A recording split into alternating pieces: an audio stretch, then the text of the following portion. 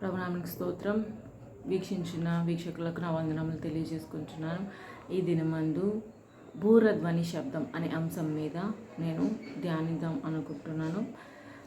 నాతో కలిసి మీరు కనుక వాక్యం చదివినట్లయితే మొదటి తెస్సలోనికి రాసిన పత్రిక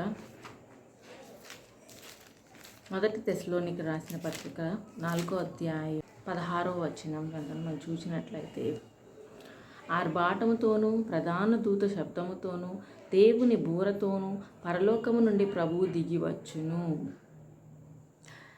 ఇక్కడ మనం చూసినట్లయితే దేవుని యొక్క రాకడను గురించి అపోస్తులైన పౌలు తెలియజేస్తున్నట్లుగా మనం చూస్తున్నాం. దేవుడు ఎలా వస్తున్నాడు అంటే ప్రధాన దూత శబ్దముతో, అట్లాగే దేవుని బూరధ్వని శబ్దముతో దేవుడు దిగి వస్తున్నాడు. ఆయన రాకడను గురించి ఎన్నో రకాలుగా వీడియోలు చూస్తూ ఉన్నారు. మీరు ఇప్పుడు చాలా అపోహలు వస్తున్నాయి. ర్యాప్చర్ అనేది 23వ తారీఖునే ర్యాప్చర్ జరగబోతుంది అని చాలామంది తెలియజేశారు.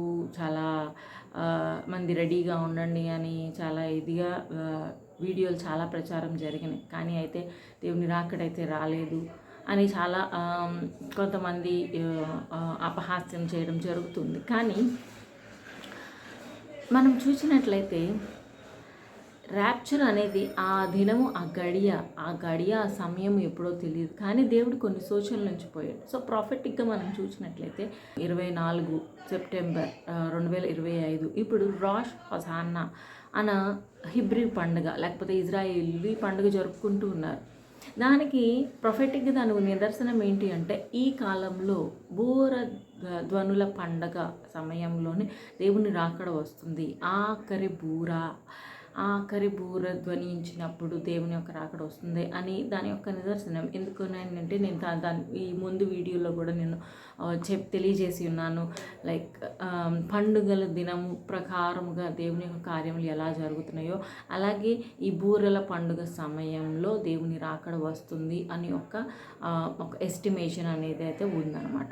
అయితే నేను ఈ అంశం ఎంచుకోవడానికి గల కారణం, దేవుడు తనకు తానుగా కనపరుచుకోకుండా దేవుడు బూరధ్వని శబ్దముతో అని ఎందుకన్నాడు. స్పిరిచువల్ ఐస్ ఉన్న వాళ్ళు దేవుని చూస్తారు.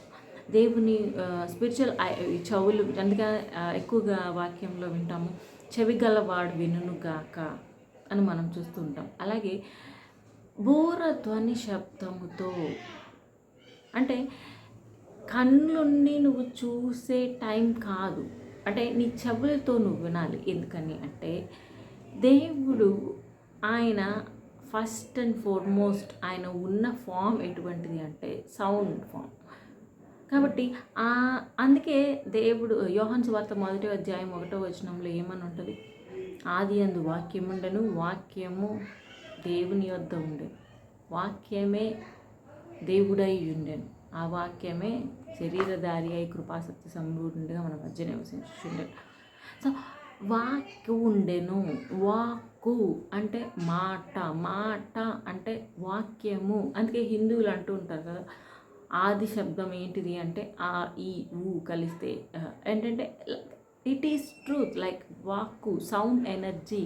అందుకే మనం చూసినట్లయితే అసలు ఆదికాండం 1వ అధ్యాయం 1వ వచనంలో మనం ఏమంటాం, ఆదియందు దేవుడు భూమి ఆకాశములను సృజించెను, భూమి నిరాకారంగా శూన్యంగాను ఉండెను, చీకటి అగాధ జలముల పైన కమ్మి ఉండెను, దేవుని ఆత్మ జలములపై అల్లాడుచుండెను. దేవుని ఆత్మ అల్లాడుతుంది అంటే ఏంటి? ఒక వాయిస్, ఒక శబ్దముతో అక్కడ అల్లాడుతూ ఉంది. నేను ఇంకా మీకు ఇంకొక పాయింట్ చెప్పమంటారా? ప్రకటన గ్రంథంలో మనం చూసినట్లయితే, ప్రకటన గ్రంథము 1వ అధ్యాయము 15వ వచనంలో ఆయన కంఠస్వరము విస్తార జల ప్రవాహముల ధ్వని వలె ఉండెను. తాను కనపరుచుకున్నప్పుడు ఆయన వాయిస్ అంట విస్తార జల ప్రవాహం, అంటే ఆయన ఒరిజినల్ వాయిస్ ఎలా ఉంది అంటే నీళ్ళ ప్రవాహం మీద వస్తున్న శబ్దం ఎలా ఉంటుందో అలా ఉంది. అంటే he is the sound energy. దేవుడు వాక్కు అంటే అందుకే నీ వాక్యము వెల్లడి అగుట తోడనే వెలుగు కలిగెను. ఎలా కలిగింది?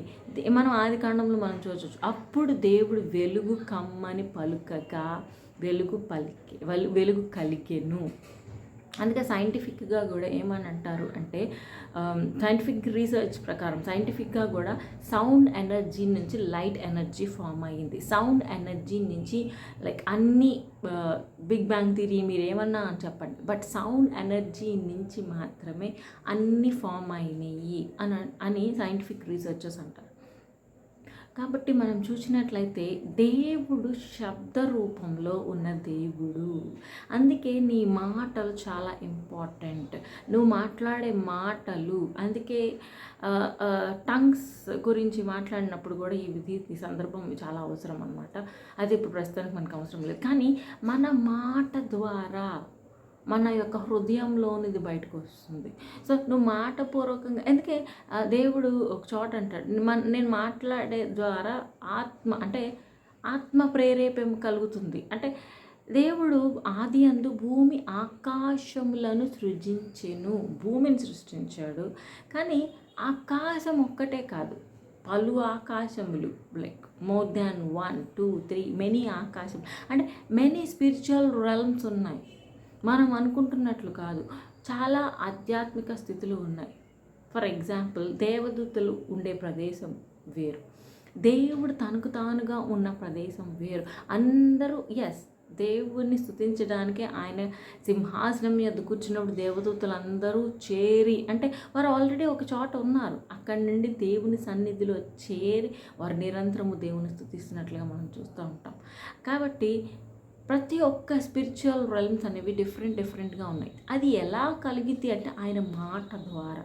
కాబట్టి నువ్వు మాట్లాడే మాటల ద్వారా స్పిరిట్స్ అనేవి ఫామ్ అవుతూ ఉంటాయి, లేకపోతే స్పిరిట్స్ అట్రాక్ట్ అవుతూ ఉంటాయి. నువ్వు నెగిటివ్గా మాట్లాడితే నెగిటివ్ ఎనర్జీ అట్రాక్ట్ అవుతుంది, నువ్వు పాజిటివ్గా మాట్లాడితే నీ పాజిటివ్ ఎనర్జీ. అందుకే దేవుడు ఏమన్నా అంటే కీర్తనలు, సామెతలు, జీవన్ మరణాలు నాలుక వశము. ఇప్పుడు నేను ఈ విషయం ఎందుకు మాట్లాడుతున్నాను అంటే, దేవుడు బూరధ్వని శబ్దంతో ఆయన తిరిగి ఎప్పుడైతే ఆ బూరధ్వని శబ్దంతో ఆయన వస్తున్నాడో, ఆ శబ్దం విన్నవారు వెంటనే రూపాంతరం చెందుతారు. అంటే నీవు వినగలిగే చెవులు నువ్వు కలిగి ఉండాలి. ఎప్పుడైతే నువ్వు వాక్యము వింటూ ఉంటావో, అది నువ్వు హృదయంలో పనిచేస్తూ ఉంటుందో, నీవు వెలుగు పొందుతావు. ఆ శబ్దానికి నువ్వు ఇంక్లైన్ అవుతావు, అంటే ఆ శబ్దం వినపడడానికి నీకు ఆస్కారం ఉంటుంది. దేవుడు నిజముగా వాక్కు రూపములో ఉన్న దేవుడు. అందుకే ఆ వాక్యమే నిన్ను ఆదరిస్తూ ఉంటుంది. నీ వాక్యమే నన్ను బ్రతికించును అని పాట పాడుకుంటాం. వాక్యమే మనకు ఆధారం. వాక్యమే దేవుని వాక్యం. ఎందుకంటే ఆయన వాక్కు వలనే మనకి ఏమంటారు, ప్రకృతి అంతా కూడా వాక్కు ద్వారా, ఆయన నోటి మాట ద్వారా కార్యములు జరిగింది. ఆయన చేతితో మనిషిని చేశాడు, ఆయన మనిషికి అధికారం ఇచ్చాడు. కాబట్టి వాక్కు ద్వారానే నీ జీవితంలో నువ్వు బాగుపడాలన్నా కూడా వాక్కు ద్వారానే సాధ్యము. నీ మాట అనేది కూడా ఎప్పుడు కూడా దేవుడిచ్చిన మాట, లేకపోతే దేవుడిచ్చిన వాగ్దానం ఎందుకని నెరవేరట్లేదు అంటే, ఆ వాగ్దానం నువ్వు ఉచ్చరించట్లేదు, ఆ వాగ్దానం నువ్వు నమ్మట్లేదు. నీ జీవితంలో వాగ్దానము నెరవేరాలంటే ఆ వాక్కును నువ్వు ఉచ్చరించేదానివిగా నువ్వు ఉండాలి. వాక్కు చాలా బలమైనది. ఎందుకంటే వాక్కు శబ్దంలోనే దేవుడు ఆయన ఉనికి కలిగి ఉన్నాడు. మొదట వాక్కు ఆయన భూమి ఆకాశములను సూర్యంగా ఉన్నప్పుడు ఆయన ఎలా ఉన్నాడు? ఆది అందు వాక్కు ఉంది, సౌండ్ ఎనర్జీ. అందుకే ఈ ప్రపంచంలో ప్రతి ఒక్క వస్తువులో కూడా అంటే వేవ్ లెన్స్ ఉంటాయంట, ఫ్రీక్వెన్సీస్ ఉంటాయంట. ప్రతి ఒక్కటి కూడా ఒకలాంటి సౌండ్ ఒక ఎనర్జీ అనేది రిలీజ్ చేస్తూ ఉంటుంది. నువ్వు క్రియేట్ చేసి ఏ వస్తువు అయినా కూడా దానికి ఒక సౌండ్ ఎనర్జీ అనేది రిలీజ్ చేస్తూ ఉంటుంది. అది ఆడబుల్ ఇన్ఆడిబుల్ ఉంటుంది, కానీ ప్రతి ఒక్క దానికి ఒక ఎనర్జీ అని ఉంటుంది. సో సౌండ్ ఎనర్జీ రిలీజ్ చేసే ప్రతి ఒక్కటి కూడా దేవుని యొక్క ఏమంటారు క్రియను వెల్లడిపరుస్తుంది. అందుకే ఆకాశ పక్షులు కూడా దేవుని స్తుతిస్తున్నాయి అంటాడు దావీదు. ప్రకృతి దేవుని స్తుతిస్తుంది. ఎలా స్తుతిస్తుంది? వాటికి నోరుందా? వాటి సౌండ్ ద్వారా దేవుణ్ణి స్తుతిస్తూ ఉంటాయి. అందుకే మనం స్తుతించేటప్పుడు గంభీరంగా దేవుణ్ణి స్తుతించాలి. అందుకే దావీదు ఎప్పుడు కూడా శృంగధ్వనులతో అన్ని ఇన్స్ట్రుమెంట్స్తో అలాగే నీ నోటితో దేవుణ్ణి స్తుతించండి అని. ఎందుకంటే the more the sound the more effective it is. Like ఎందుకనంటే God himself is in the sound energy. He is in the form of sound energy. కాబట్టి ఆయన రాకడ సమయంలో కూడా ఆయన తను తానుగా కనపరుచుకోడు. ప్రధాన దూత శబ్దమే, తర్వాత బూర ధ్వని శబ్దముతో దేవుడు వస్తున్నాడు. వెంటనే చనిపోయిన వారు రూపాంతరం చెందుతారు. తర్వాత ఈ భూమి మీద ఉన్న భక్తులు రూపాంతరం చెందుతారు. ఎప్పుడు జరుగుతుంది? శబ్దము విన్నప్పుడు. కాబట్టి శబ్దము అనేది చాలా ఇంపార్టెంట్. It's very prominent. కాబట్టి ఆయన శబ్దము వినేవారుగా మనం ఉండాలి. ఆయన శబ్దమును గ్రహించేవారుగా మనం ఉండాలి అని తెలియజేస్తూ ఈ మాటలు ముగిస్తున్నాను.